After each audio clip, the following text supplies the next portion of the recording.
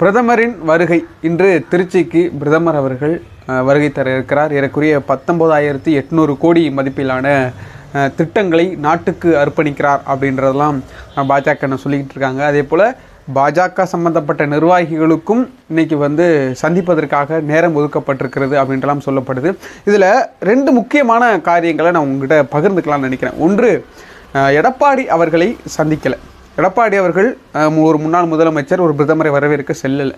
இரண்டாவது, போன முறை அதாவது கூட்டணி முறிவுக்கு முன்பு இருந்த அந்த கூட்டணியோடு இருந்த எடப்பாடியை சந்தித்த பிரதமர் ஓபிஎஸ் சந்திக்க மறுத்தார். ஆனால் இன்னைக்கு ஓபிஎஸ் அவர்களை சந்திப்பதற்கான வாய்ப்பு இருக்குது, நேரம் ஒதுக்கப்பட்டிருக்கிறது என்ற மாதிரிலாம் தகவல் வந்திருக்கிறது.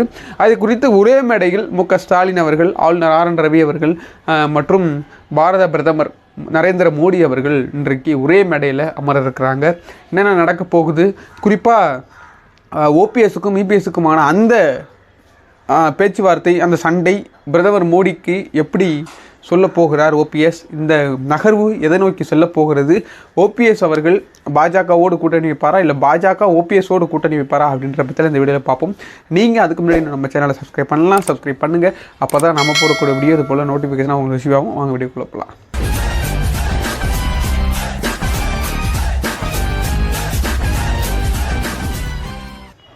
முதல்ல அதிமுக பாஜக கூட்டணி முறிவு. இந்த கூட்டணி முறிவுக்கு பிறகு தமிழகம் வர இருக்கிறார் நரேந்திர மோடி அவர்கள். இன்றைக்கு நேரடியாக பாரதிதாசன் பல்கலைக்கழகத்தில் போயிட்டு ஒரு 39ஆம் ஆண்டு பட்டமளிப்புலாம் நினைக்கிறேன், அதில் கலந்துக்கிட்டு பிறகு அங்கிருந்து மீண்டும் திருச்சியில் இருக்கக்கூடிய ஒரு 1,200 கோடி செலவு பண்ணி ஒரு விமான நிலையத்தை திறந்து வைக்கிறார், ஒரு கட்டிடத்தை. அதுக்கு பிறகு லட்சத்தீவுக்கு போகிறார். அங்கேருந்து திருப்பி மீண்டும் தமிழகம் அதுக்கு பிறகு பல கட்ட நிர்வாகிகளோடு சந்திப்பை எதிர்ப்பதற்காக நிறைய தகவல்கள் வந்துட்டுருக்கிறது. என்னென்ன சந்திப்பு அப்படின்னா, முதல்ல ஓபிஎஸோடு ஏன் சந்திக்கணும், முதலமைச்சர் மு.க. ஸ்டாலின் எதற்காக மேடையில் ஒன்றாக அமரணும், ஏன்னா நிறைய சண்டை போட்டுக்கிறாங்களே, இப்படி சொல்கிறாங்களே. குறிப்பாக ஆளுநர் அவர்கள்லாம் போய் சந்திச்சுட்டு வந்திருக்காரு இடையில.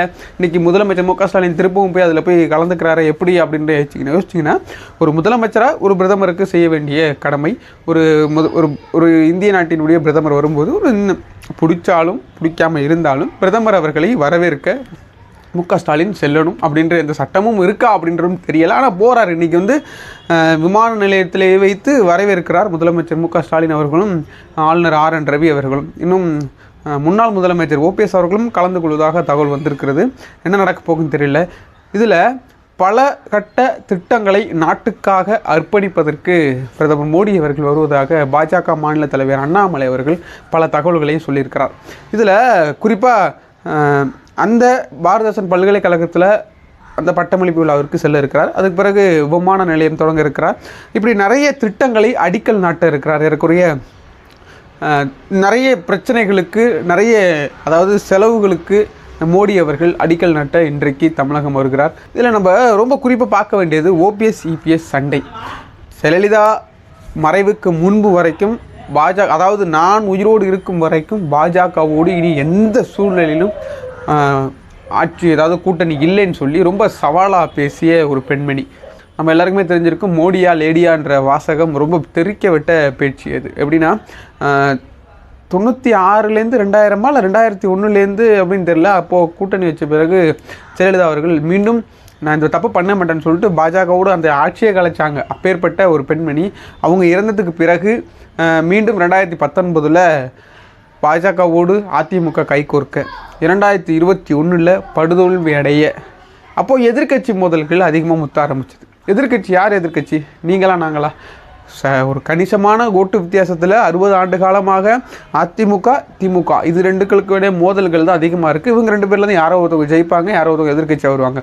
சம்மந்தமே நம்ம இடையில பாஜக 4 எம்எல்ஏ, அதுவும் அதிமுக தயவோடு ஜெயித்த பாஜக 4 எம்எல்ஏகளை வைத்துக்கொண்டு நாங்கள் தான் எதிர்க்கட்சின்னு சொல்ல, அது 2 கட்சிகளுக்கும் மிகப்பெரிய அளவில் ஒரு மோதலை உருவாக்க பிறகு பாஜகவினுடைய அண்ணாமலை அவர்கள் தொடர்ந்து அதிமுகவினுடைய மூத்த தலைவர்களை ஒரு விமர்சனத்துக்குள்ளாக வைக்கப்பட்டு திருப்பி சண்முகம் அவர்கள் நாங்கள் பாஜகவோட கூட்டணியில் இருக்கிறதுனால இப்படி தோற்று போகிறோன்னு சொல்லி மீண்டும் ஜெயக்குமார் அவர்கள் வெளியே இனிமேல் பாஜகவோட கூட்டணி இல்லைன்னு சொல்லி அறிவித்து இப்படி பலகட்ட பிரச்சனைகளும் உள்கட்சி மோதல்களும் இன்றைக்கு ஓபிஎஸ் அவர்கள் பாரத பிரதமர் நரேந்திர மோடி அவர்களோடு இன்றைக்கு உரையாட இருப்பதாக தகவல்கள் வந்திருக்கிறது. என்னென்ன நடக்க போகுது அப்படின்னா, ஏன் எடப்பாடியை குறிவைக்கிறாங்க? எடப்பாடி கூட்டணிக்கு வரல, எப்படியும் கூட்டணி பேச்சுவார்த்தைக்கு நடத்துவாங்கன்னா பாஜகவால் இங்கே தனித்து நின்று ஒன்றுமே பண்ண முடியாது. 4% தான் ஓட்டு வித்தியாசம் இருக்குது. அதுவும் இந்த தேர்தலில் விழுகலையான்னு கூட தெரியல அப்படின்ற மாதிரிலாம் பேச்சுக்கள் அடிப்படுது. அதை தொடர்ந்து எப்படியாவது ஒரு டஃப் ஃபைட் கொடுத்துருன்னு சொல்லிட்டு அண்ணாமலை அவர்கள் பயங்கர போராடுறாரு. எப்படியாவது நம்ம டஃப் ஃபைட் கொடுத்துடணும், ஏதாவது பண்ணிடணும், எப்படியாவது இங்கே வந்து ஆட்சியை பிடிச்சிடணும், தமிழகத்தை ஆட்சி பிடிச்சுன்னு சொல்லிட்டு அண்ணாமலை அவர்கள் என்னென்னமோ பேசுகிறாரு, என்னென்னமோ குட்டிக்காரன் அடிக்கிறாரு. இன்றைக்கி நடைப்பயணம்லாம் போயிட்டுருக்காரு. அடுத்த மாதம் நடைப்பயணம் முடிவுக்கு வருது. அதுக்கும் பாரத பிரதமர் அவர்கள் இங்கே வர இருக்கிறார். இதை தொடர்ந்து அண்ணாமலை அவர்கள் ஜெயலலிதாவை, அண்ணாவை இப்படி விமர்சித்ததற்காக வெளியே வந்ததாக சொல்லப்படுது. மற்றபடி அவர்களுக்கு உண்டான கருத்து மோதலோ இல்லை கொள்கை மோதலோ அப்படி எதுவுமே எடப்பாடி அவர்கள் இது குறித்து வரை பேசவில்லை. ஆக இன்றைக்கி ஓபிஎஸ்ஸை சந்திக்க காரணம், எடப்பாடிக்கு அடுத்தது இடி ரைடு போகலாம், அப்புறம் என்னென்ன ரைடெல்லாம் இருக்கோ அதெல்லாம் போகலாம். ஒருவேளை எடப்பாடி அவர்கள் மீது இருக்கக்கூடிய அந்த ஊழல் புகாரை விசாரிப்பதற்கு முதல்வரை வலியுறுத்தலாம். இப்படி பலகட்ட செயல்களும் இன்றைக்கி நடந்துக்கிட்டு இருக்குது. மோடி அவர்கள் பார்த்திங்கன்னா ரொம்ப தெளிவான ஆள்னு நினைக்கிறேன். அவர் ஆல்ரெடி ரொம்ப தெளிவு, மேடை பேச்சுக்களில் பயங்கரமான பேசக்கூடிய ஆட்கள்லாம் சொல்லப்படுது. ஆனால் எடப்பாடி அவர்களை கூட்டணியோடு இருந்தப்போ சந்தித்த இதே மோடி அவர்கள் இன்றைக்கி கூட்டணியில் இல்லைன்னு தெரிஞ்ச உடனே யாருக்கு சண்டை, இப்போ ஓபிஎஸ்க்கும் இபிஎஸ்க்கும் சண்டை.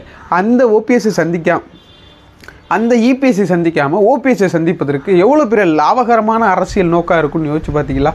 இன்றைக்கி ஓபிஎஸ் அவர்கள் தென் மாவட்டங்களில் கொஞ்சம் பலமிக்க ஆட்களாக இருக்கிறாரு. ஆனால் பின்னாடி கட்சியினுடைய கொடிகளை பயன்படுத்தக்கூடாது, கட்சி சம்மந்தப்பட்ட எந்த கலரையோ கொடியோ வேஷ்டியை கூட அவர் கட்டுறதுக்கு அனுமதி இல்லை அப்படின்னு சொல்லிட்டு உயர்நீதிமன்றம் ஒரு தீர்ப்பு வழங்கியிருக்கிறது.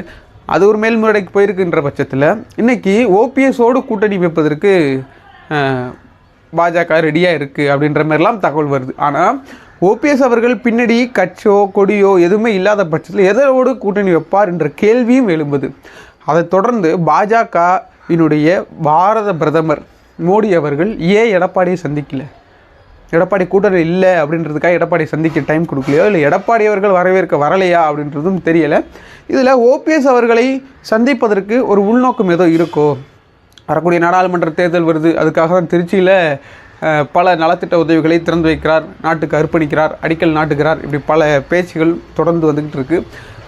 இன்னொரு வருத்தமான விஷயம் என்னென்னா, அங்கே மல்யுத்த வீராங்கனைகள் அந்த பிரிட்ஜி பூஷன் சரண் சிங் அவருடைய உதவியாளராக இருக்கக்கூடியவர் தான் இன்றைக்கி தலைமை பொறுப்புக்கு வந்திருக்கிறார் மீண்டும்.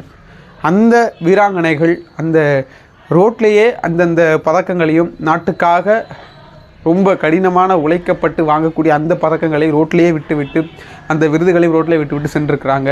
அதற்கு இந்த பிரதமர் மோடியோ இன்னும் பாஜக சம்மந்தப்பட்ட ஆட்களோ ஏதாவது சொன்னாங்க, இல்லை அண்ணாமலை அவர்கள் ஏதோ சொன்னாங்க அப்படின்னா அது தொடர்ந்து வாயை திறக்கல.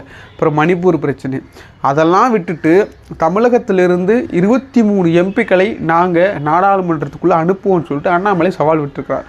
ஒருவேளை 23 எம்பிக்கள் அண்ணாமலைக்கிட்ட இருக்கா, ஒருவேளை ஓபிஎஸ் எதுவும் ரெடி பண்ணி கொடுப்பாரா அப்படின்ற கேள்விகளும் எழும்புது. இன்னொரு கேள்வி என்னென்னா, உடைந்த அதிமுக கூட்டணியிலிருந்து பாஜகவோ அதிமுகவோ தனித்தனியாக போயிட்டாங்க. இந்த நேரங்களில் ஓபிஎஸ் அவர்கள் பாஜகவோடு கூட்டணி வைத்தால் மக்களுடைய மனநிலை எப்படி இருக்கும், குறிப்பாக தொண்டர்களுடைய மனநிலை எப்படி இருக்கும்? போராட்டங்கள்லாம் ஓபிஎஸ்க்கு அவ்வளோ செல்வாக்கு இவ்வளோ செல்வாக்குன்னு சொல்கிறவங்க பாஜகவோடு சேர்ந்தால் அந்த செல்வாக்கும் உள்ள குறைஞ்சி போகும்.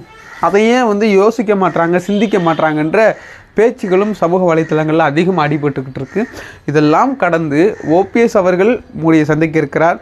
ஒரு முன்னாள் முதலமைச்சர் சந்திக்கிறார்ன்றது ஒரு அரசியலில் ஏற்படக்கூடிய ஒரு சூழ்நிலை. அதை குறித்து பேசுவார், இல்லை எடப்பாடியினுடைய உள்கட்சி பிரச்சனை குறித்து பேசுவாருன்ற பட்சத்தில் அது எந்த அளவுக்கு மோடி அவர்கள் கூப்பிட்டு எடப்பாடி பேச போகிறாரு, நீங்கள் 2 பேரும் சேர்ந்ததுனால தான் நம்ம பாராளுமன்றத்தில் இங்கே ஜெயிக்க முடியும் அப்படின்ற ஒரு நோக்கம் வந்தாலும் ஆச்சரியப்படுறதுக்கு இல்லை. ஏன்னா ஈரோடு இடைத்தேர்தலில் அவர் அண்ணாமலை சொன்னதுனால தான் வாபஸே வாங்கிக்கிட்டேன்னு சொன்னவர் ஓபிஎஸ் அவர்கள். இன்றைக்கி பிரதமர் அவர்களோடு சந்திக்க இருக்கிறார். பல கட்ட பேச்சுவார்த்தைகள் பிரதமரோடு இருக்கிறது. ஏறக்குறைய 5 மணி நேரம் கிட்ட தமிழ்நாட்டில் பிரதமர் அவர்கள் இன்றைக்கி இருக்கிறாங்கிற மாதிரி சொல்லப்படுது. அதை தொடர்ந்து ட்விட்டரில் வணக்கம் மோடி அப்படின்னு சொல்லிட்டு நேற்று தினத்திலிருந்து ரொம்ப ட்ரெண்டிங் செய்யப்பட்டிருக்கிறது. ஒரு 3 நிபந்தனைகளும் வச்சிருக்கிறார் அண்ணாமலை அவர்கள். மோடி நேசிக்கணும், மோடியினுடைய புகழை உலகமெங்கும் இருக்கக்கூடிய மக்களுக்கு கொண்டு செல்லணும், குறிப்பாக தமிழ்நாட்டு மக்களுக்கு கொண்டு செல்லணும். அப்புறம் மோடியை 3வது முறை ஆட்சி கட்டிலில் அமர வைக்கணும். பட்டதெல்லாம் போதாதா அப்படின்ற கேள்வி உங்களுக்கெல்லாம் தோணுதில்லை? எனக்கும் அப்படி தான் தோணுது. பாஜகவினுடைய மாநில தலைவர் அண்ணாமலை அவர்கள் சொல்கிற மாதிரி 3வது முறை மோடி அவர்கள் ஆட்சி அமைத்தால் தமிழ்நாட்டினுடைய குறிப்பாக தமிழ்நாட்டினுடைய அந்த நிலைமை எப்படி இருக்கும்? ஓபிஎஸ் அவர்கள் மோடி அவர்களோடு கூட்டணி வைத்தால் இந்த நிலைமை எப்படியாக மாறும்? மக்கள் நேசிக்கக்கூடிய மக்கள் ஓபிஎஸ்ஐ நேசிப்பார்களா, கொண்டாடுவார்களா, இல்லை விரட்டி அடிப்பார்களா அப்படின்றது கீழே கமெண்ட்டில் சொல்லுங்கள். இன்றைக்கி மோடி அவர்களுடைய அந்த சந்திப்பும் ஓபிஎஸ் சந்திப்பும் இபிஎஸ் சந்திக்காததும் பின்னணி என்ன அப்படின்றதையும் கீழே கமெண்ட்டில் சொல்லுங்கள். இன்னும் மோடி அவர்கள் சந்தித்து விட்டு இன்னும் என்னென்ன நடக்கப் போகுது, என்னென்ன பேச்சு வார்த்தைகள் நடந்ததுன்றதை ஓபிஎஸ் அவர்கள் கண்டிப்பாக ப்ரெஸ் மீட் வைப்பாருன்னு நினைக்கிறேன். வச்சதுக்கு பிறகு அதனுடைய அடுத்த நகர்வை நம்ம அடுத்த ஒரு வீடியோவில் சந்திக்கிறேன். அதுவரையும் உங்களுக்கு விடைபெறுவது ஜோஷ்வா. நன்றி, வணக்கம்.